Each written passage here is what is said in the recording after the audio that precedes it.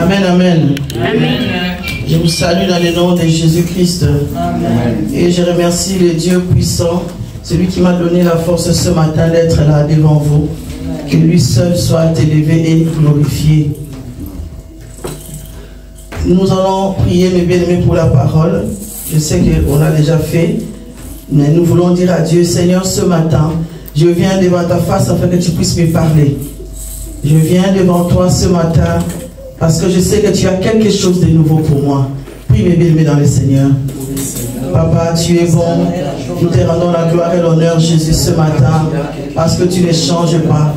Merci, Seigneur. Nous venons pour t'écouter, Jésus. Parle-nous encore ce matin, car tu as quelque chose de nouveau pour nous. Seigneur, parle-moi, enseigne-moi. J'ai besoin de toi, notre Père, ce matin.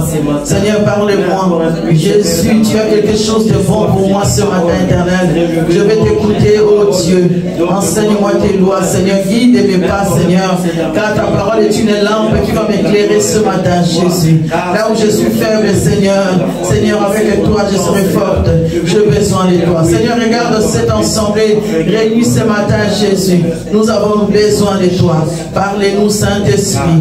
Parlez-nous, Saint-Esprit. Parlez-nous, Saint-Esprit. Du nom de ce lieu, ô Éternel. Parce que nous avons besoin de toi. Saint-Esprit, tu as dit que l'homme ne vivra pas seulement du pain, mais de toute parole qui sort de ta bouche, Seigneur. Est-ce que ce matin, Seigneur, que ta parole, Jésus, apporte le fruit digne de ton nom éternel. Est-ce que ta parole ce matin, Saint-Esprit, puisse délivrer, Seigneur, nos corps, âme et esprit. Papa, que ce matin, ta parole est Jésus. Amène la lumière qui va nous éclairer dans nos sentiers, Seigneur. Nous avons besoin de toi. Reçois la gloire pour tout ce que tu as préparé ce matin pour nous. Dans le nom puissant de Jésus-Christ, notre Seigneur, notre Sauveur. Amen. Amen. Nous allons prendre nos Bibles, nos bien-aimés.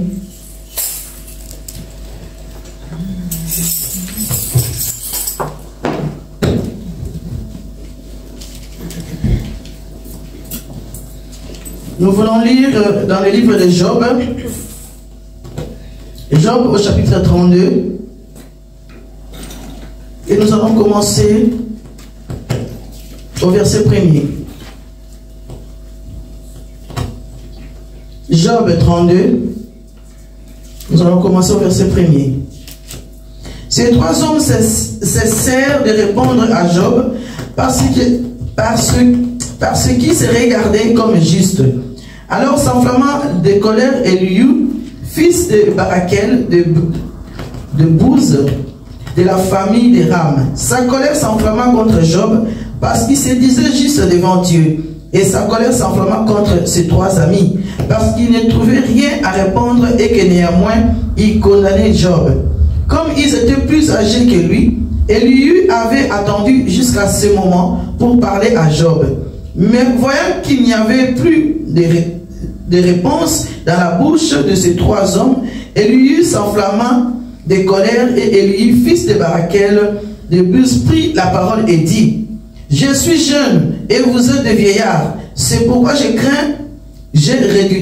redouté de vous faire connaître mon sentiment. Je disais à moi-même, les jours parleront, les grands nombres des années enseignera la sagesse. Mais en réalité, dans l'homme, c'est l'esprit, le souffle du Tout-Puissant qui donne l'intelligence. Ce n'est pas l'âge qui procure la sagesse, ce n'est pas la vieillesse qui rend capable de juger. Voilà pourquoi je dis, écoute-moi aussi, j'exposerai ma pensée. J'ai entendu la fin de vos discours, j'ai suivi vos raisonnements, votre examen des paroles de Job. Je vous ai donné toute mon attention.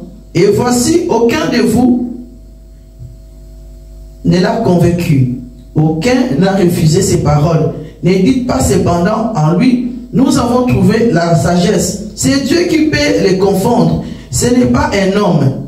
Il ne s'est pas adressé directement à moi. Aussi lui répondrai-je tout autrement que vous. Ils ont peur, ils ne répondent plus. Donc ils ont la parole coupée. J'ai entendu qu'ils eussent fini leur discours, qu'ils s'arrêtassent et ne sussent que répliquer. À mon tour, je vais répondre aussi. Je vais dire aussi ce que je pense, car je suis plein de paroles. L'esprit me presse au-dedans de moi. Mon intérieur est comme un vin qui n'a pas d'issue, comme les outres neuves qui vont éclater.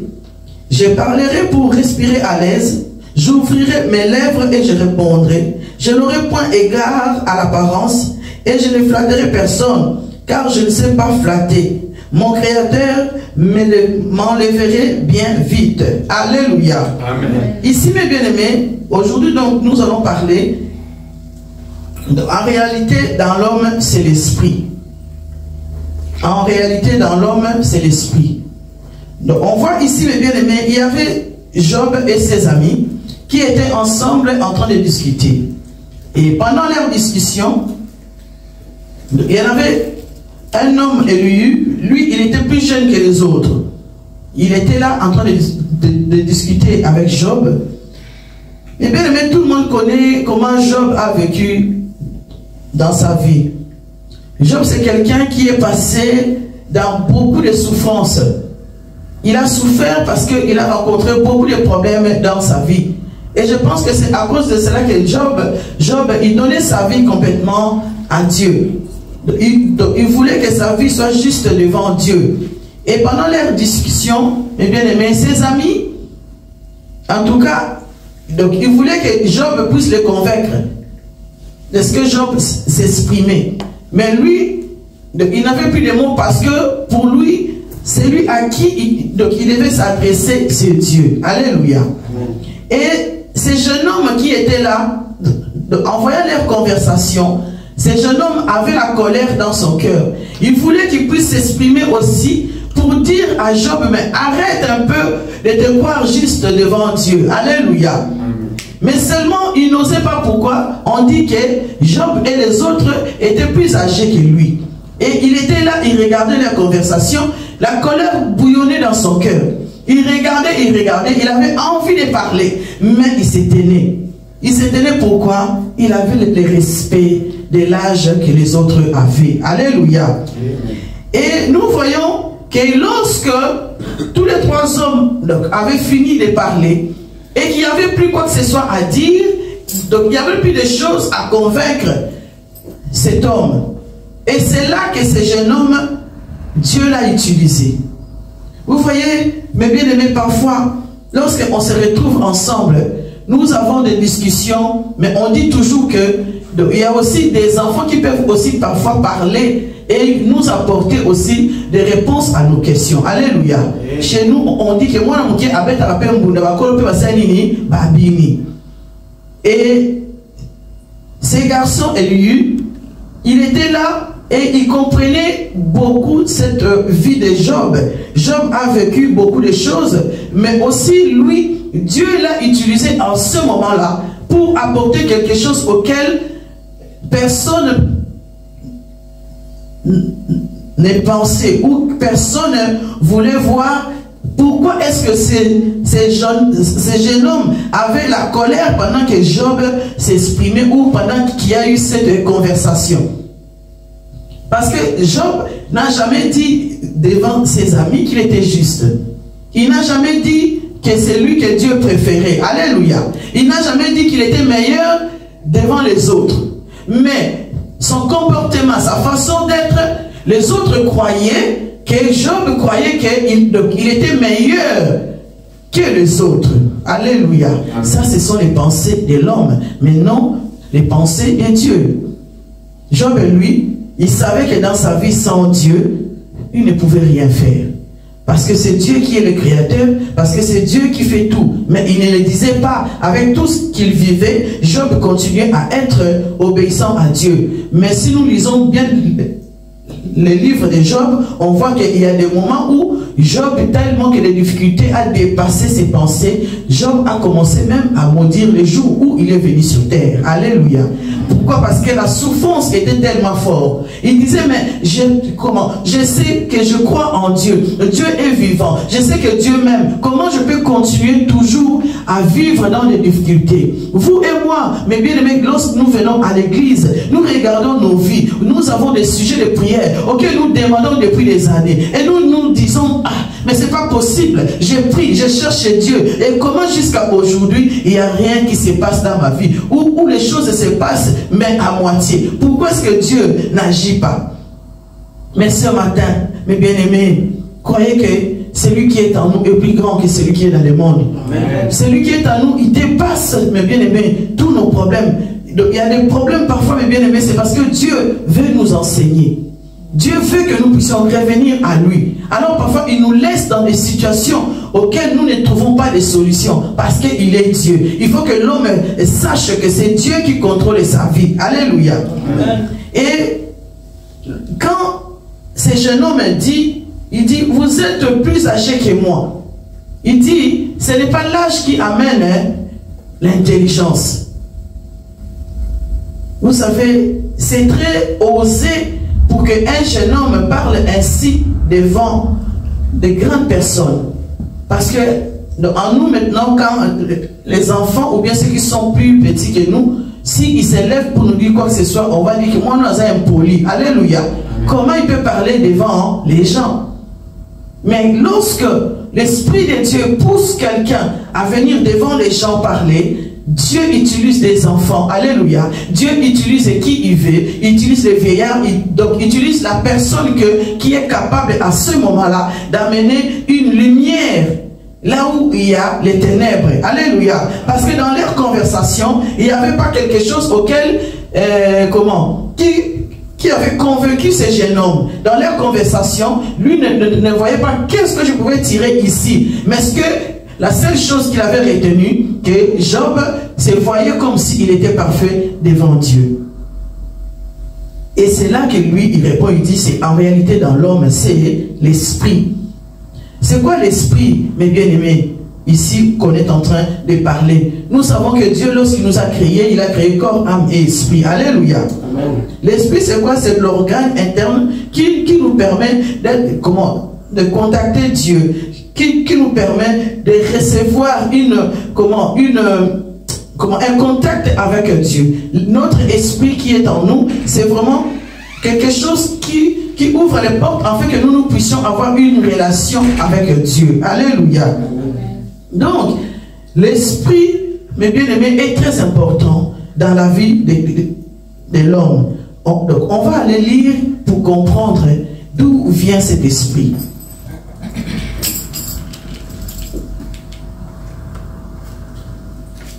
Donc, on va aller lire, mes bien-aimés,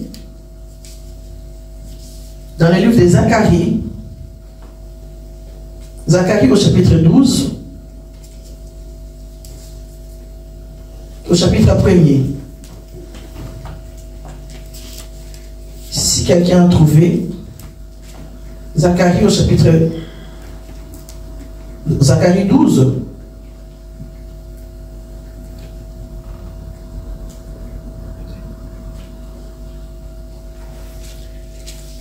Quelqu'un a trouvé? Amen. Amen. Amen. Oracle, parole de l'Éternel sur Israël. Ainsi parle l'Éternel, qui a étendu les cieux et fondé la terre, et qui a formé l'esprit de l'homme au-dedans de lui. Amen.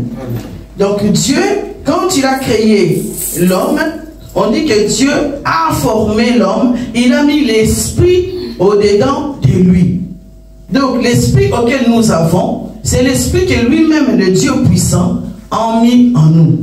Donc ce n'est pas le Saint-Esprit. Ici on ne parle pas du Saint-Esprit. On parle de l'esprit de l'homme. Alléluia. L'esprit que Dieu a mis en nous. C'est pour cela que lorsque ce jeune homme lui dit, en réalité dans l'homme c'est l'esprit. C'est l'esprit là qu'on est en train de parler, que Dieu a mis au-dedans de nous. Cet esprit est celui qui nous commande. Alléluia. Cet esprit est celui qui fait qu'aujourd'hui, vous et moi, nous puissions être en vie.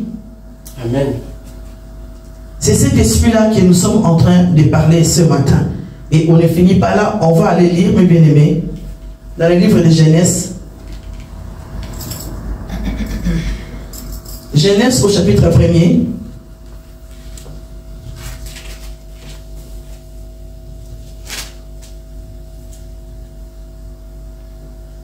Genèse 1er, et nous voulons lire au verset 26 à 31.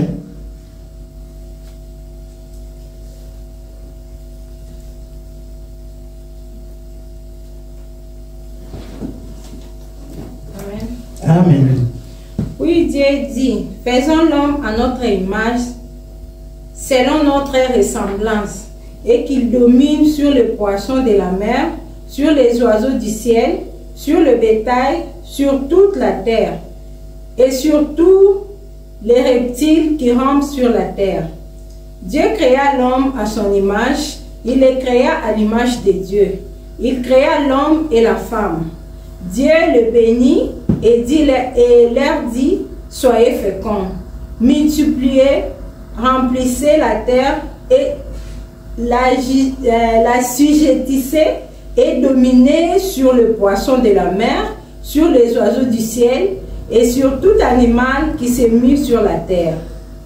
Et Dieu dit, voici je vous donne toute herbe portant de la sémence et qui est à la surface de toute la terre, et tout arbre ayant en lui du fruit d'arbre et portant de la sémence, ce sera votre nourriture. Amen.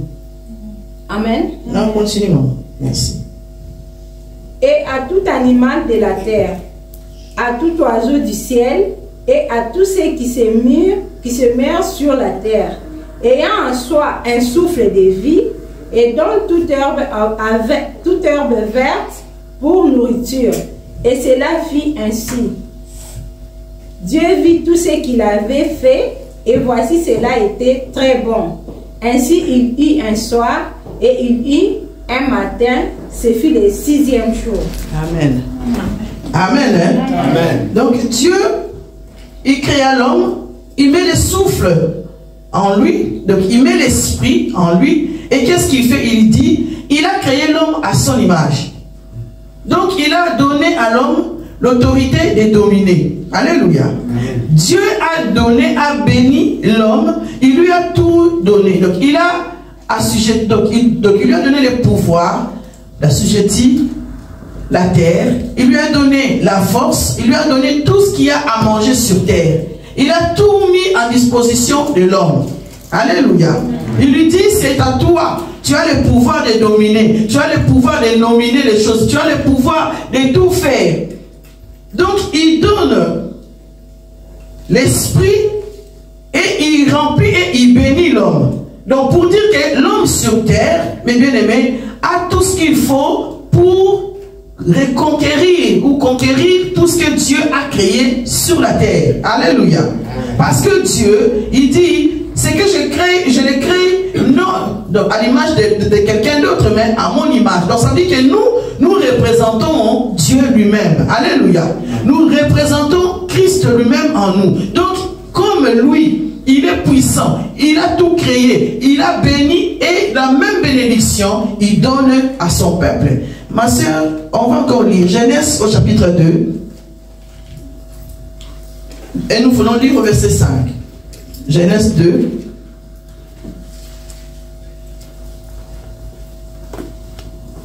Au verset 5 à 6. Amen. Amen. Lorsque l'Éternel Dieu fit une terre et des cieux, aucun arbuste des champs n'était encore sur la terre, et aucune herbe des champs ne germait encore, car l'Éternel Dieu n'avait pas fait pleuvoir sur la terre, et il n'y avait point d'homme pour cultiver les sols. Mais une vapeur s'éleva de la terre et arrosa toute la surface du sol. Alléluia. Amen. Ici, Dieu est en train de nous dire, il dit que lorsqu'il a créé cette terre, il dit, il n'y avait pas d'arbre. Il n'y avait pas, donc il n'y avait rien. Donc si nous lisons Genèse au chapitre 1er, et nous venons ici, donc on peut se poser la question à se dire que Dieu s'est contredit lui-même. Parce qu'au premier chapitre, il nous a dit qu'il a créé l'homme. Il a mis tout en lui. Alléluia. Des arbres, des vers, tout ce que l'homme veut, il peut l'avoir. Mais ici, il dit que sur terre, là, on ne voyait rien. Rien n'était là. Alléluia. Donc, il y avait pas de forme. Donc, il n'y avait rien. Est-ce que Dieu nous ment? Dieu ne se contredit?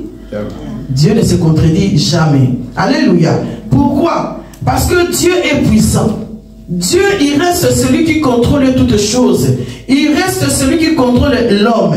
Ici, mes bien-aimés, au chapitre 1er, quand Dieu est en train de parler à l'homme auquel il a mis l'esprit, tout ce que Dieu est en train de lui dire, je t'ai béni, je t'ai créé, le monde t'appartient, tout ce que tu peux dire, ce sera à toi, à manger, tout ce que tu peux dire, les champs, les machins, tous les poissons t'appartiennent.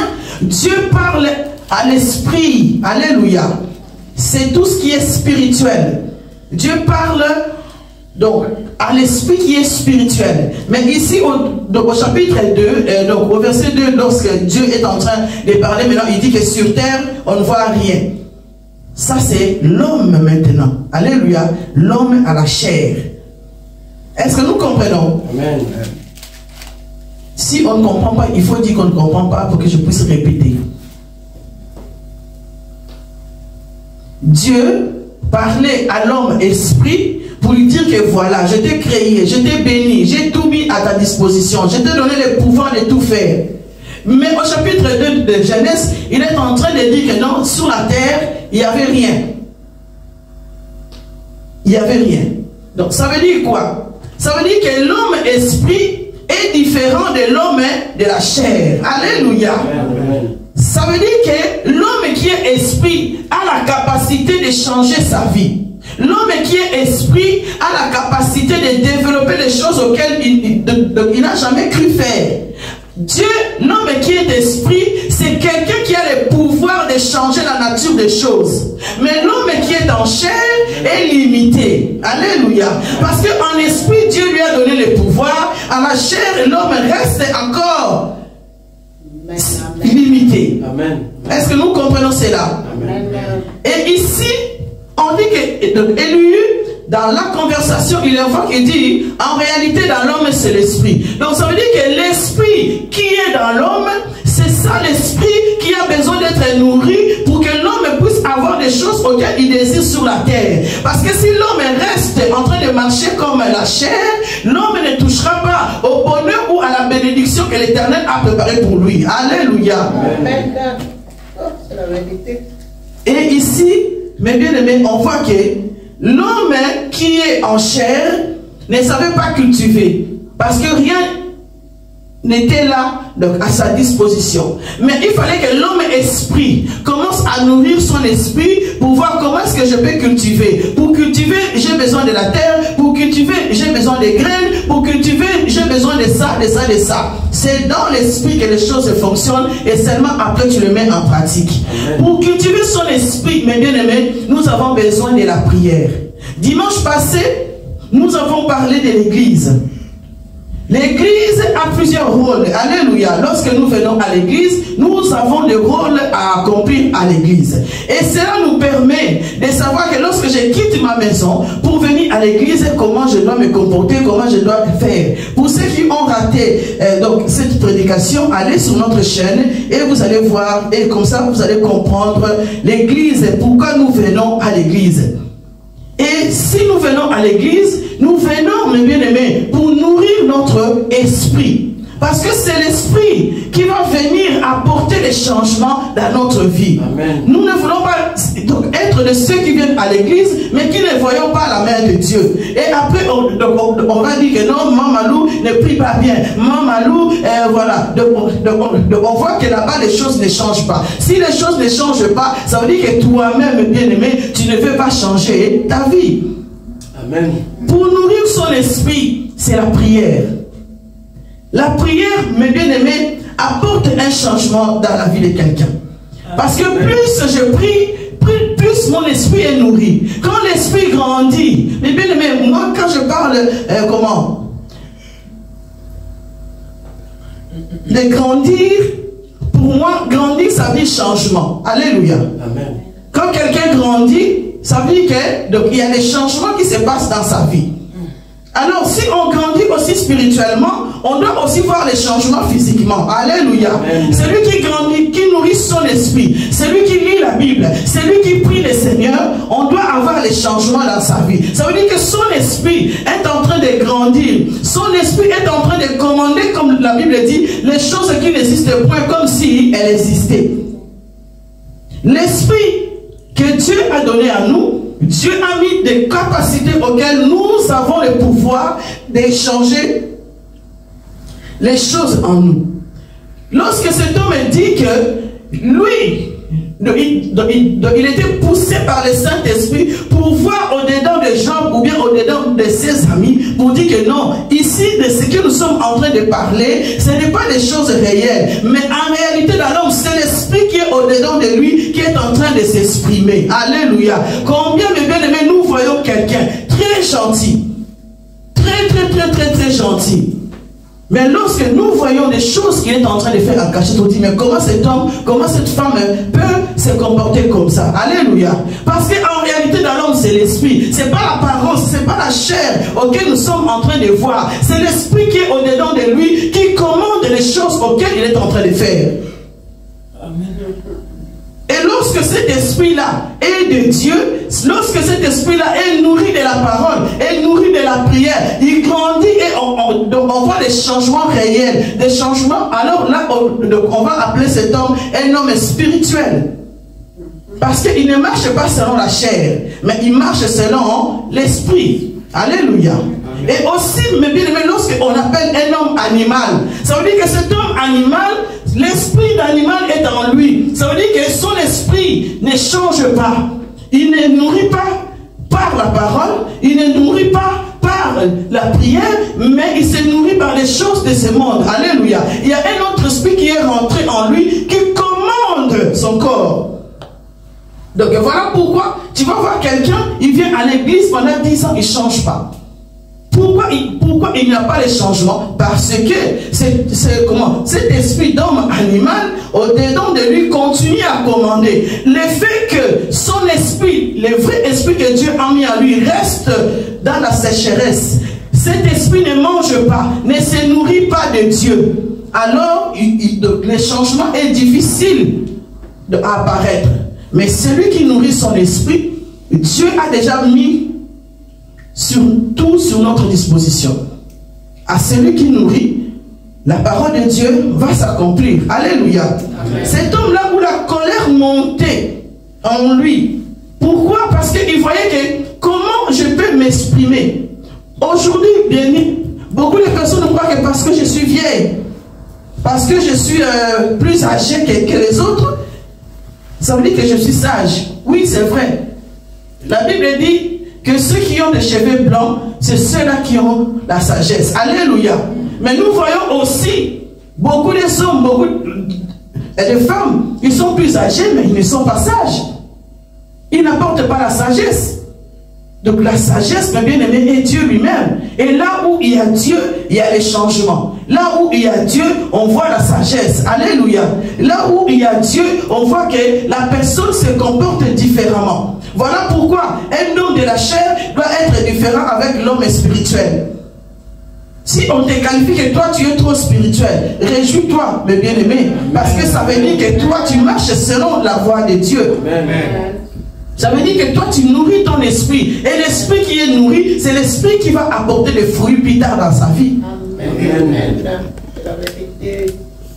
Dieu est tellement bon. Dieu nous aime, mes bien-aimés. Il nous a formés, il nous a tout donné. Et j'aimerais bien que vraiment, que mes bien-aimés, que nous puissions comprendre que Dieu nous aime vraiment. Amen. Pour avoir donné tout ce auquel nous avons besoin, c'est parce qu'il nous aime vraiment. Quelqu'un peut te dire aujourd'hui il t'aime, demain il peut changer. Mais Dieu ne change pas. Notre Dieu, il reste le même hier, aujourd'hui et éternellement. Dieu nous a donné la capacité de dominer sur toute chair, de dominer. Mais pour dominer, mes bien-aimés, il faut avoir un esprit fort. Combien de personnes, mes bien-aimés, on voit aujourd'hui qu'ils ont peut-être la capacité de faire de grandes choses, mais ils n'arrivent pas. Pourquoi ils n'arrivent pas? Parce qu'au-dedans d'eux, il n'y a rien qui change. Au-dedans d'eux, il n'y a rien de bien-aimé. L'esprit reste faible. Et quand l'esprit reste faible, mes bien-aimés, il faut recourir à la prière. Il faut recourir à la prière pour nourrir notre esprit.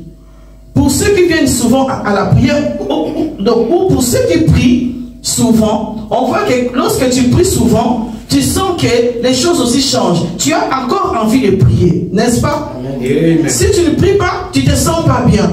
Mais celui qui régresse, plus il diminue dans la prière, plus il s'éloigne de Dieu. Et lorsqu'on s'éloigne de Dieu, plus l'esprit n'est pas nourri et plus que, voilà, tu n'auras plus envie de venir vers Dieu. Voilà pourquoi l'homme, l'ennemi, avant qu'il puisse, attaquer quelqu'un, la première chose que l'ennemi fait, il t'enlève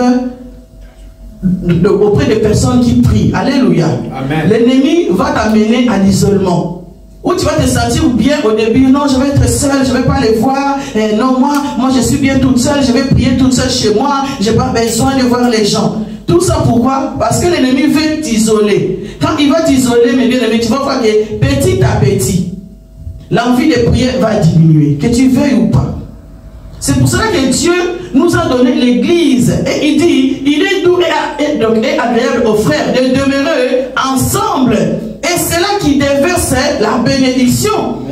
Quand on se retrouve ici, on vient de bien-aimés pour être corrigé comme on en avait parlé. Quand on vient ici, pour venir, être rempli de ce que Dieu a mis en nous, cela nous pousse à changer. Cela nous pousse à être mieux. Mes bien-aimés, dans le Seigneur. L'esprit, mes bien-aimés, a besoin d'être nourri. Pourquoi? Parce qu'il y a ce qu'on appelle, il faut avoir les fondements de la relation entre l'homme et Dieu. Si notre esprit est nourri, la relation avec Dieu va être meilleure. Alléluia. Notre relation avec Dieu sera meilleure. Parce que Dieu lui seul est capable de justifier l'homme. Il est capable de nous pardonner. Il est capable de nous rendre justes. Il est capable de nous faire conduire selon sa grâce et non selon l'homme. Alléluia. Mais lorsque nous nous conduisons nous-mêmes, lorsque nous croyons que nous-mêmes nous suffisons, mais bien aimés, c'est là que nous perdons. C'est là que nous perdons. Voilà pourquoi celui qui apporte la parole doit toujours rester humble. Parce que si toi tu apportes la parole, tu te crois au-dessus des autres, ta parole ne sera pas écoutée. Alléluia. Voilà pourquoi ceux qui servent Dieu doivent toujours marcher dans l'humilité. Car l'humilité précède la gloire. L'humilité précède la gloire. Pour être nourri, pour grandir, mes bien-aimés, il faut rester auprès de Dieu. Soigner sa relation avec Dieu. On soigne notre relation par la prière. On soigne notre relation par l'obéissance. Jeudi, on en a parlé, mes bien-aimés. Lorsque Dieu nous parle dans le livre de Romains 12, il dit, offrez vos corps comme un sacrifice. Un sacrifice, mes bien-aimés, ça veut dire que c'est quelque chose de difficile à faire. Quand je me sacrifie pour venir à l'église, ça veut dire que je fais des efforts. Ça veut dire que j'ai pas envie, mais il faut que j'aille. Alléluia. Quand ça devient une obligation, quand ça devient un sacrifice, ça veut dire que c'est lourd. C'est lourd, mes bien-aimés, de se lever et de venir à l'église. Donc ça veut dire que je suis là, mais je me suis sacrifié. Donc voilà pourquoi nous sommes là-bas. Dans ce sacrifice, je me sacrifie pour venir à l'église. Mais bien-aimés, l'obéissance vaut mieux que les sacrifices. L'obéissance vaut mieux que les sacrifices. Lorsque tu obéis à Dieu, lorsque tu obéis à la parole, tout ce que tu fais, mes bien-aimés, ça sera plus un sacrifice. Amen. Tu vas faire ça avec amour. Amen. Cette lourdeur-là ne sera plus là. Tu ne vas plus t'efforcer à venir à l'église. Tu dis, ah non, c'est parce que j'ai manqué, bon, je vais aller. Je vais me sacrifier, sinon, on va dire que ça fait longtemps. Non, c'est l'amour. Alléluia. C'est l'obéissance à ton Père. Tu es reconnaissant de ce que tu es. Tu es reconnaissant de ce que tu as. Et c'est là que tu dis, non, je reconnais que j'ai un Père. Alléluia. Alléluia. Je reconnais que j'ai mon papa. Je reconnais que j'ai une église auquel on s'est réunis ensemble. Je vais aller adorer mon Dieu. Je vais aller célébrer le Seigneur. Je vais aller l'adorer. Pourquoi? Parce qu'en réalité, en moi, c'est l'esprit qui est en moi qui doit me diriger. Alléluia. Et non la chair. L'homme doit se battre à ce que l'esprit qui est en lui le dirige et non la chair. Parce que si nous conduisons selon la chair, nous sommes morts. Nous avons besoin que notre esprit, mes bien-aimés, soit vivifié. Ici, je ne vais pas trop aller dans le contraire de l'esprit animal. Parce que nous voyons aussi un homme qui a l'esprit de Dieu, lorsqu'il est envoûté, il y a un autre esprit qui commande. Et ça, peut-être, je ferai encore une autre prédication pour cela. Pour voir maintenant quel esprit qui te conduit. Parce que de nous-mêmes, quand on dit en réalité dans l'homme, c'est l'esprit. Donc ça veut dire que l'homme lui-même va être capable de savoir quel esprit le conduit. Alléluia. Nous venons à l'église, mais nous devions savoir à nous, c'est que je suis là, moi. Je prie le Seigneur, oui. Je prêche la parole, oui. Je chante, oui. Je viens à l'église, oui. Mais en moi, en réalité, je suis un sorcier ou je suis un enfant de Dieu. Alléluia. Est-ce que je crains Dieu ou je ne crains pas Dieu? Est-ce que en moi, quel esprit continue à conduire ma vie? C'est l'esprit de Dieu ou c'est l'esprit de l'autre? Donc, on doit, mes bien-aimés, reconnaître en nous. Et si nous nous reconnaissons qui nous sommes en réalité, et c'est là que nous allons nous fléchir les genoux devant Dieu pour dire, Seigneur, aide-moi à changer.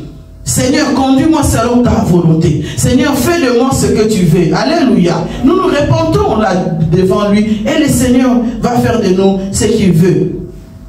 On va lire, mes bien-aimés, pour clôturer. Dans le livre de Jacques. Pardon, Jacques au chapitre 1er.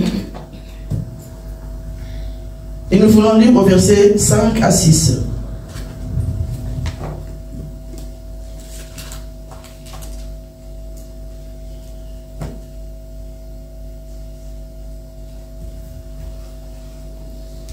Amen. Amen. Si quelqu'un d'entre vous manque de la sagesse, qu'il la demande à Dieu. Amen. Qui donne à tous simplement et sans reproche, et elle lui sera donnée. Amen. Mais qui la demande avec foi. Sans doute, car celui qui doute est semblable aux flottes de la mer, agité par le vent et poussé des côtés et d'autres. Amen. Alléluia. Amen. Donc on dit ici, si tu sens en toi que ton esprit est faible et que tu manques la sagesse, mes bien-aimés, demande à Dieu. N'ayez pas honte. Il est notre Père. Il nous connaît si bien. Il nous a déjà tout donné. Il a mis son esprit en nous. Et si tu sens que ton esprit n'est pas nourri, si tu sens qu'il y a quelque chose qui ne va pas dans ta vie, il dit quoi? Demandez à Dieu. Et même pour ceux qui n'ont pas l'esprit de Dieu, vous savez, pour que Élie là puisse avoir cette envie de parler à Job qui était plus âgé ou bien aux autres, il fallait qu'il soit poussé par le Saint-Esprit. Alléluia. C'est le Saint-Esprit qui pousse et qui donne à quelqu'un le pouvoir. Moi qui est là aujourd'hui pour être là devant vous, c'est parce que le Saint-Esprit m'a donné ce pouvoir. De moi-même, je ne saurais pas. Alléluia. C'est le Saint-Esprit, mes bien-aimés. Alors Dieu nous dit, celui qui n'en a pas la sagesse, il n'a qu'à demander. Et l'Éternel va lui donner. Mais lorsque tu demandes, n'oublie pas de demander avec la foi. Parce que la foi est la clé de toutes choses. Alléluia. La foi va te permettre de conquérir des choses auxquelles tu n'en as pas.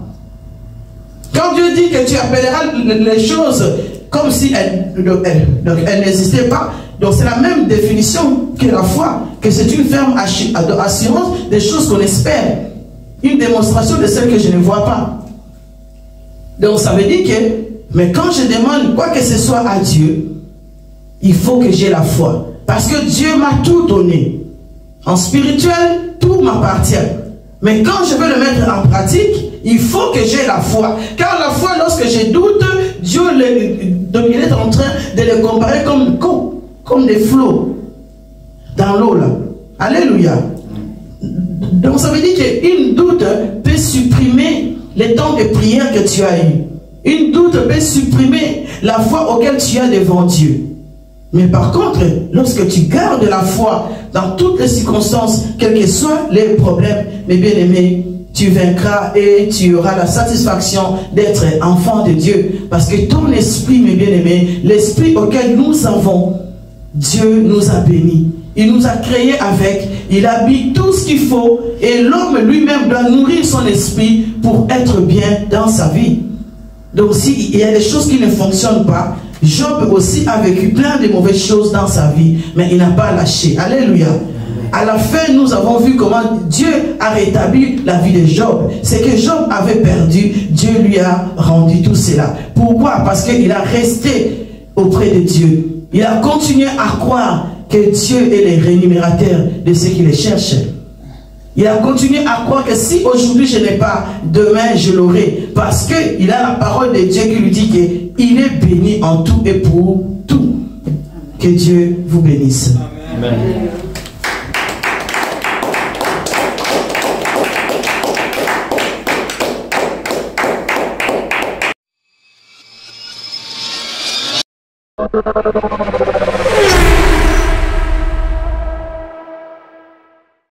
Salut! Abonnez-vous massivement et gratuitement sur notre chaîne Maluma Kingo TV. Likez, partagez et activez la cloche de notification pour recevoir le plus de vidéos.